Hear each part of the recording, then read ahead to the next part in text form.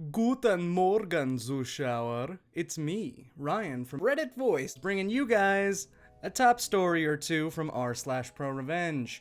Before I do though, I'd really appreciate it if you made sure you're subscribed and you got that notification bell clicked so you can stay up to date on all the latest videos. Apprentice engineer pisses off the crew, gets left behind 250 miles from home.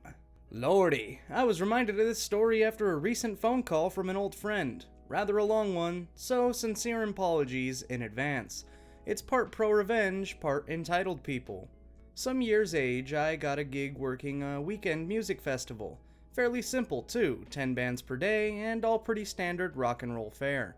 Boss man puts 4 of us out on the gig. Me, Dreadful Boris, Big Chris, and Hammer. He also said we'd be taking out an apprentice, a young lad who was the son of a local promoter. Well, always nice to have an extra pair of hands, and it's good to help train the next generation. After all, that's how we learnt in the past. As it turned out, this lad was about as much use as an aqualung to a trout, and had an entitled attitude the size of a mid-ranged African country. On the journey down in the truck, he was boasting as how he was a really good sound engineer already, and that he could probably show us a few tricks. Oh really?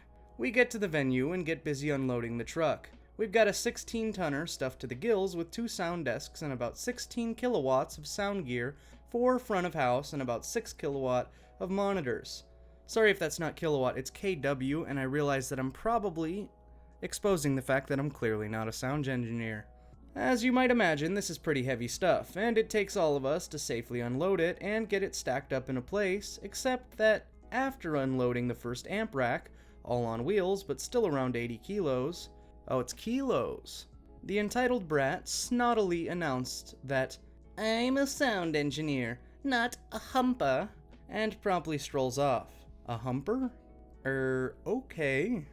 Well, we don't really need him gumming up the works. We're all used to slinging boxes around, so about an hour later we've got the rig stacked up and strapped down, run out the multi-core to the FOH desk, and are ready to start cabling up and tying power into the on-site generator. Out of nowhere, the spotty oik emerges from whatever hole he had buried himself in and asks what he can do. I say, I'm gonna plug up front of house. Perhaps you could help Hammer cable up the speakers. I imagine that's what this dude sounds like. I don't take orders from girlies.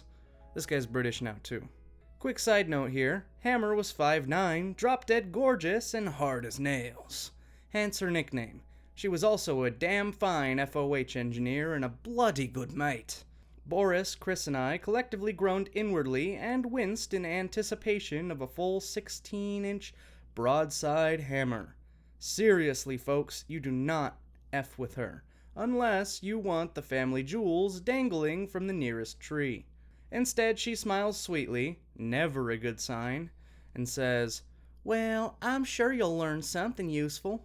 I then go to play with the cables, FOH, while Boris and Chris busy themselves with the monitors. A while later, I'm back on stage. Spotty Oik has wandered off again. Hammer has this resigned look on her face. What happened? I ask. Oh, sorry. What happened? I ask. Turns out that despite cables and connector ports being well labeled, the Oik had managed to make a complete pig's ear of plugging in the amp racks. Trust me, it's very hard to make this kind of mistake. I found the Oik some moments later and told him that it was not the proper way of doing things, and that if he wasn't sure how to do that, he should always ask one of us beforehand. When then came out of his mouth absolutely floored me. I don't need to know all that shit. I'm a sound engineer. Blink. Hammer, who was standing a few feet away, snorted derisively and rolled her eyes heavenwards. This guy's vocabulary's awesome. It took me a few seconds to process this particular nugget of stupid. Well, you have to know how all this works. It's part and parcel of the job, and you're here to learn. I suggest you pay attention. Well, you're just a bunch of roadies. What do you know? Upon delivering this charming bon mot, he ambles off again, leaving me to retrieve my jaw from off the deck, and Hammer barely able to restrain a fit of laughter that would have incapacitated a rhino. At a guess, this idiot thought he was going to be white gloving front of house for the whole gig. An hour or so later, we're all set up and we now have a fair idea of the acts that are going to be performing. In situations like this, you rarely get the opportunity of a full-blown sound check, so you have to rely on experience to set up the desk from cold. Luckily, we got the first act on stage a half hour before the kickoff, so I could quickly get a rough sense of the overall setup. A bit of exposition, it's convenient to reuse channels across acts, so I generally keep the first 20 or so channels for drums, bass, and guitars, and the last half dozen or so channels for vocals. If a band comes in with anything else, percussion, brass, Tibetan, nose flutes, etc., we whack them on a channel in the middle. Keeps things nice, simple, and consistent across the board, and becomes important in a moment. The working procedure in show is also simple. Dreadful Boris and Big Chris run the monitor desk, and Hammer and I run front of house. We'll do 2 acts each before handing over to the other. Saves wear and tear on the ears. And when we're not running the desk, we'll handle setting up the stage for each act and troubleshooting where necessary, as well as doing runs for food and coffee in between. We also tasked the spotty oik with helping the stage setups, which rapidly proved problematical. We finished the first act and aimed to do the turnover within 15 minutes. Generally, the incoming act will tell us their mic requirements, and we'll write up a mic plot, which then gets sent up to the front of house desk. Up comes Spotty Oik with the mic plot, and he goes back to help with the stage setup. As I'm checking each mic, I notice that I cannot hear the vocal channels. No sooner had I spotted this than Dreadful Boris comes on the intercom and asks me if I can hear the vocal channels.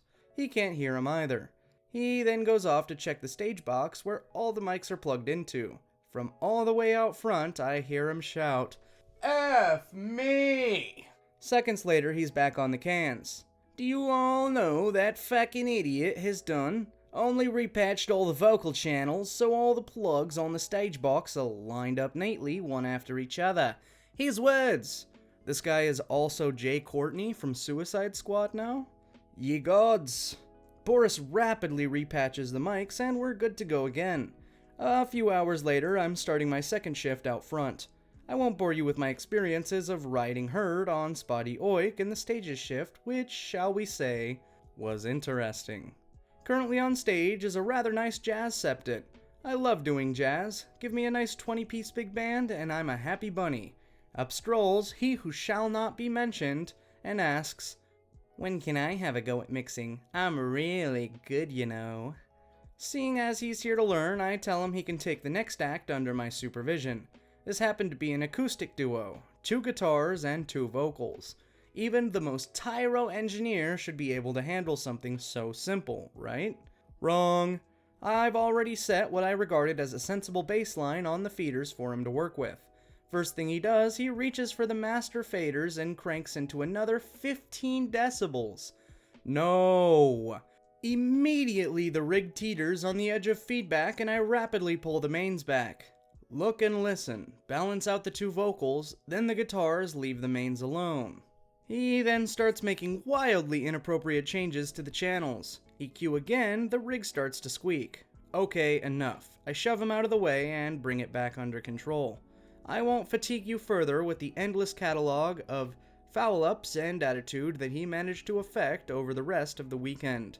Suffice it to say that despite the best efforts of myself and Hammer to try and teach this guy, they all went to naught. Couple this with the constant drip drip drip of snide commentary and about how he was really a better engineer than the rest of us, and by the end of the weekend we're all pretty pissed off. Come the end of the event, and it's now for the fun part of striking the rig and loading out. I'm being sarcastic about the fun part, by the way.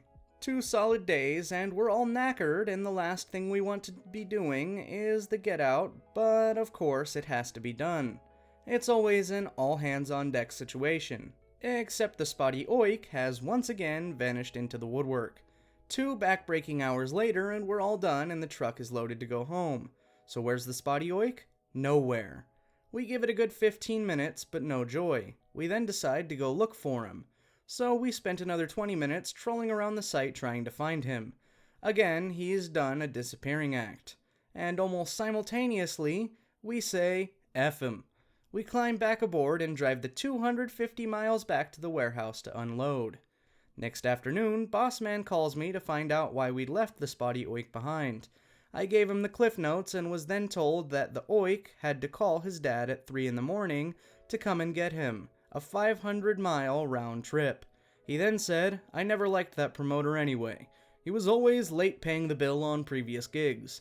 Next time he calls wanting a rig and crew, I think I'll tell him to F off.